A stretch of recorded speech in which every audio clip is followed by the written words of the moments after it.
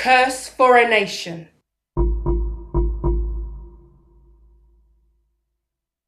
I heard an angel speak last night, and he said, write a nation's curse for me and send it across the Western Sea. I faltered, taking up the word. Not so, my lord. If curses must be, choose another to send thy curse against my brother.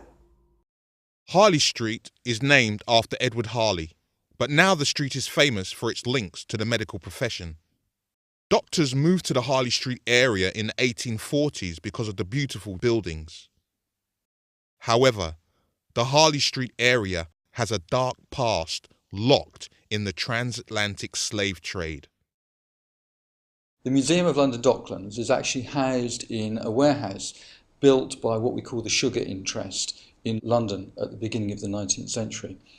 You can't go anywhere else in Britain and touch part of the terrible triangular trade. That's the ships leaving London to go to the west coast of Africa to trade for enslaved Africans, to carry them across the Middle Passage, and millions were lost crossing the Atlantic.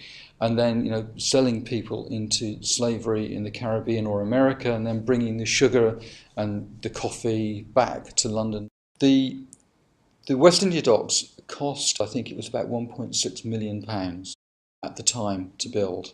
And all of that money can be traced back to that trade, the slave trade and slavery.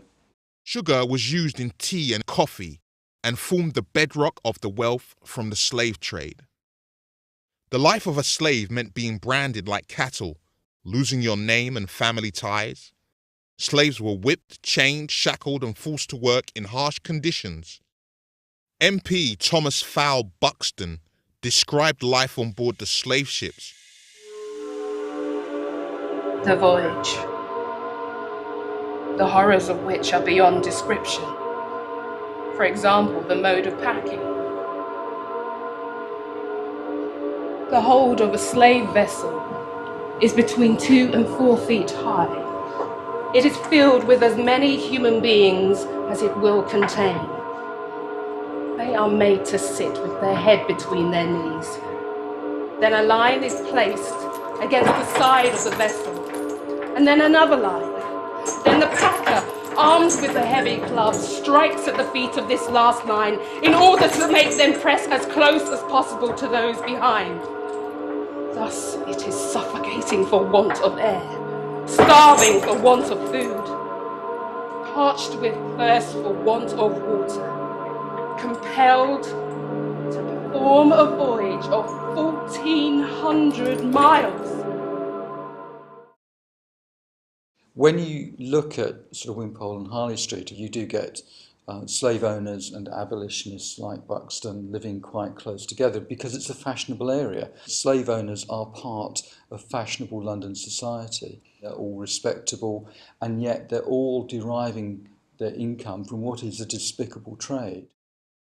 It is difficult to understand now, but in the 1800s, slavery was considered the norm. But one resident of the Harley Street area challenged the norm. Writer and poet Elizabeth Barrett Browning, who lived at 50 Wimpole Street, was part of a group called the abolitionists, who opposed slavery. Elizabeth's father, Edward Barrett, was a slaver who used slave labour on his sugar plantations. But Elizabeth, whose family was part Creole, did not accept slavery and opposed the cruelty, the denial of freedom, and treating human beings as property. As an abolitionist, Elizabeth wrote anti-slavery poems. A wealthy merchant, Sir Henry William Martin, who lived close by at 51 Devonshire Street, was actively campaigning to keep slavery. Sir Henry William Martin even published a pamphlet in support of such views. The pamphlet sold at Lloyd's reading rooms in Harley Street. This is a counter-appeal in answer to William Wilberforce,